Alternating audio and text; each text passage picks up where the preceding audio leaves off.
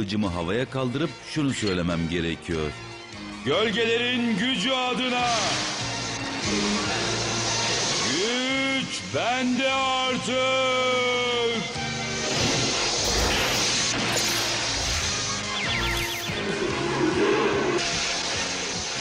Bu videoyu sene olmuş 2026 ama hakkında bence hala daha çok ciddi ön yargıların bulunduğu ve 80'li yıllardan kalma aşırı kaslı bir figürden başka hiçbir şey olarak düşünülmeyen tabii bir kesim insan tarafından olduğunu da vurgulamak istiyorum. He-Man karakterine yapılan haksızlıktan ve nostaljinin tozlu raflarından, küllerinden yeniden doğarak karşımıza çıkma potansiyeline sahip yeni filmi ve onun fragmanlarıyla alakalı konuşmak için çekmek istedim. Aslında hanidir bu videoyla alakalı fikrim vardı ama o kadar üst üste içerik geldi ki inanın anca vakit bulma ve konuyla alakalı bir şeyler oluşturma şansım oldu. Bence He-Man modern dünyanın plastik içine hapsedilmiş Barbar Conan ve Kral Arthur mitolojilerinin popüler kültürle pazarlanmış hali. İşte bugün tam olarak fragmanları da yayınlanmışken yeni canlı aksiyon filminin bize anlatmayı vaat ettiği o post apokaliptik yalanları ve tabii ki tarihçi gözüyle karakterin anatomisini masaya yatırmaya özen göstereceğim. Ama tabii ki olmazsa olmaz bir He-Man'i kronolojik olarak da muhakkak en başta ele almaya dikkat edeceğim. Hatırlayanlar bilir. Onun Grayskull'un gücüyle kılıcını havaya kaldırıp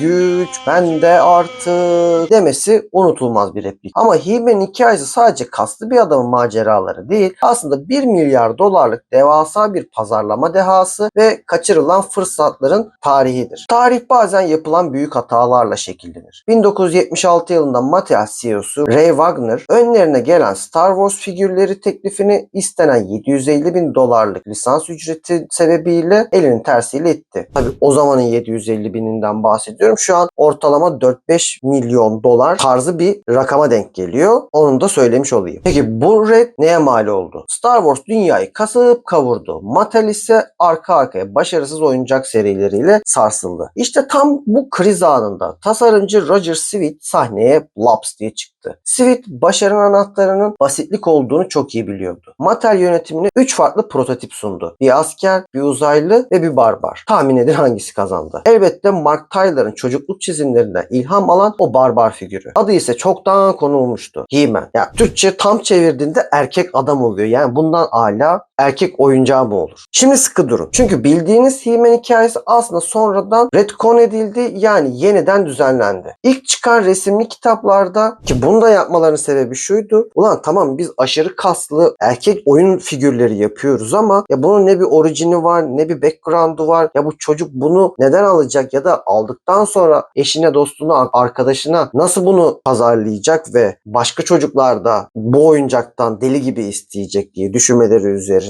yine tasarımcımız oyuncak kutularının arkasına küçük fasikül şeklinde He-Man çizgi romanları koymayı akıl etti. Bu strateji sayesinde de He-Man gerçekten beklenilenden çok daha büyük bir potansiyel ve satış yakaladı. Ama ilk çıkan resimli kitaplarda He-Man bir prens değildi. O büyük savaşlar sonrası medeniyetin çöktüğü Eternia'da yaşayan vahşi bir barbardı sadece. Grayskull büyücüsü ona antik teknolojiler ve meşhur güç kılıcının yarısını vermişti sadece. Evet, yanlış duymadınız. Kılıç aslında 2 parçaydı ve diğer yarısı Skeletor denilen elemanın elindeydi. Daha sonra zaten bildiğiniz o klasik hikaye gelmeye başladı. Kral Randor ve dünyalı kraliçe Marlena'nın oğlu Prens Adam'a dönüştü iş. Sarayda tembel ve korkak bir rol kesen Adam, kılıcını çektiği an evrenin en güçlü adamına dönüşüyordu. He-Man'in çevresi de en az onun kadar renkliydi. Korkak kaplanı Cringer, hatta dur bak şöyle eskilerden kalma bir atılganım da var. Bu bir hamburger markasının menü yanında vermiş olduğu oyuncaktı. Bak, menü yanında verilen oyuncakların kalitesi nereden nereye gelmiş. Buna da değinmek istiyorum. Neyse, ona ayrıyetten belki bir video çekeriz. Korkak kaplanı Cringer, bizim dilimizdeki ismiyle Titrek, kılıçtan çıkan enerjiyle zırhlı bir canavar olan Battle Cat, yani atılgana dönüşüyordu. Ve inanın bu gerçekten tam bir görsel şölen. Ancak dramanın kalbi Tilla'da atıyordu. Teela He-Man'in en yakın dostu ve akıl hocası Duncan'ın, yani silahşörün evlatlık kızıydı. Ama bir sırrı vardı. O aslında büyücü kadının da kızıydı. Teela Prens Adam'ı işe yaramazın teki sanarken He-Man'e inanılmaz derecede hayrandı. Ne trajedi ama ha. Ya illa bir yerlerde bir entrika eklemeleri gerekiyor ya, aslında bunu işin içine sokmalarındaki temel sebep de buydu. Şimdi tabii ki He-Man'e değinmişken İskeletor'u değinmezsek olmaz.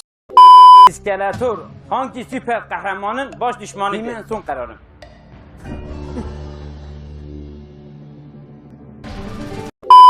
Skeletor ise sadece bir büyücü değil, kara büyü ve dövüş sanatlarında usta bir stratejisti. Mattel bu başarıyı o kadar büyüttü ki 1985'te She-Ra, Güç Prensesi doğdu. Bu iki kardeş 80'lerin popüler kültürünü adeta domine etmeyi başardı. Ve hatta 1995'te He-Man'in kral olduğu, Teela ile evlendiği ve oğlu Daenerys'in kılıcı devraldığı bir devam serisi bile planlanmıştı ama maalesef ekranlara hiç gelemedi.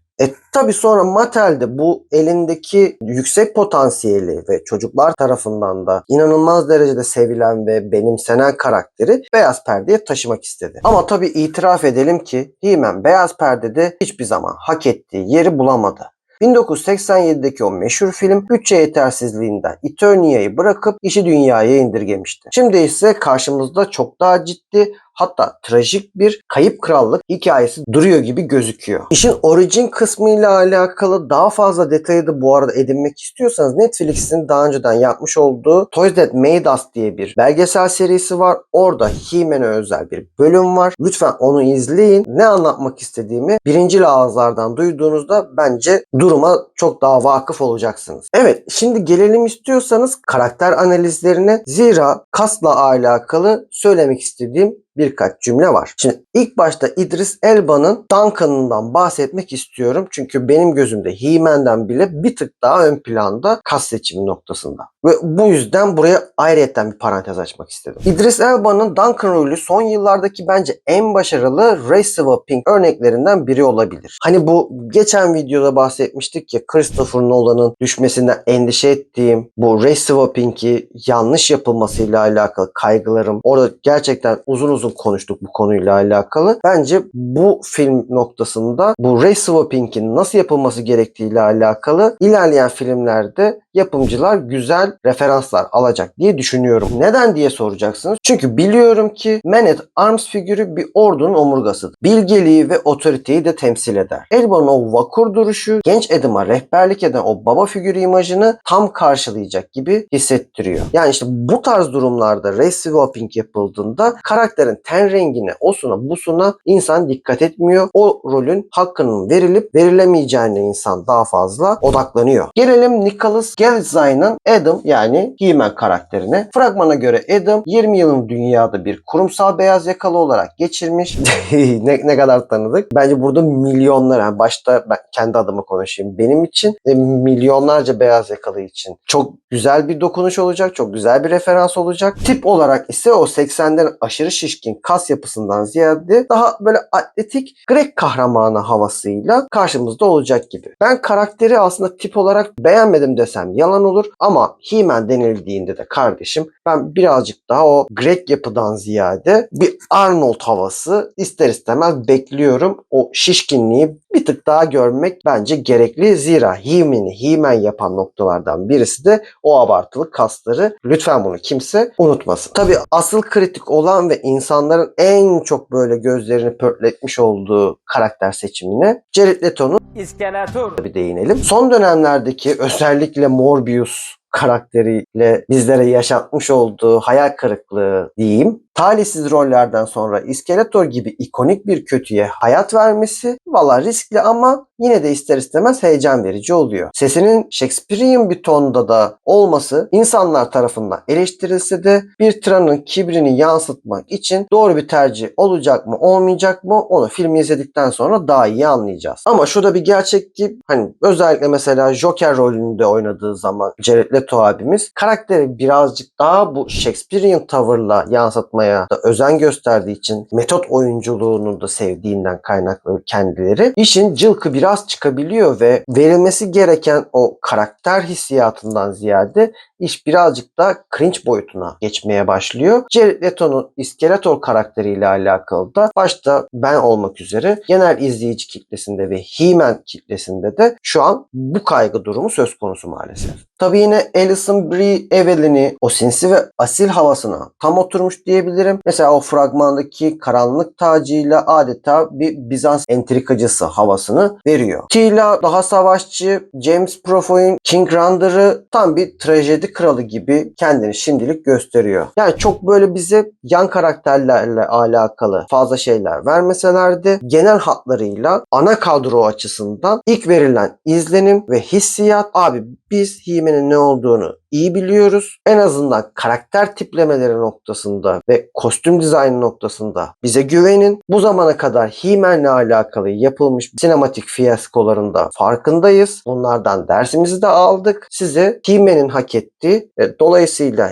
He-Man severlerinde en sonunda Beyaz Perde'de hak ettiği içeriği vermeye dikkat ediyoruz. Aurasını yansıtıyor. Şimdi canlar burada size şunu sormak da istiyorum ama. Sizce çocukluğumuzun o renkli Eternia'sının yerine bu post apokaliptik Wasteland teması işi kurtarabilir mi? Yoksa o eski animasyondaki daha o renkli ve göz dolduran Eternia havasının bu filmde daha mı çok var olması gerekiyor? Yorumlarda bu konuyla alakalı sizinle tartışmayı çok isterim. Şimdi tabii en büyük endişeme de değinmek istiyorum. Çünkü iki fragman biraz da teaser serpiştiler üstümüze ama maalesef ortalıkta hala da bir Orko esamesi gözükmüyor maalesef. Şimdi gelelim zurnanın zırt dediği yere. Fragmanlar boyu Trapjaw'ı, Beastman'i hatta Kalkanlı Şövalye tiplemelerini gördük. Ama çok büyük bir eksik var. Hayranların bu noktada yüreği maalesef ağzında. O uçağın sakar ama kalbi büyük, büyücü olmadan bu evrenin büyü tarafı bence fazlasıyla eksik kalır. Acaba yönetmen hikayeyi çok ciddiye aldığı için mi Orko'yu saklıyor? Yoksa karakterin fantastik doğasını bu gerçekçi dünyaya yediremedi mi hala? Valla ne diyeyim, umarım Orko'ya bir CGI felaketi olarak değil hakkıyla görürüz. Ama Orko'yu hiç koymamayı kendilerine hedef olarak koyuyorlarsa bu konuda linç yemeye de şimdiden hazır olmaları gerekiyor.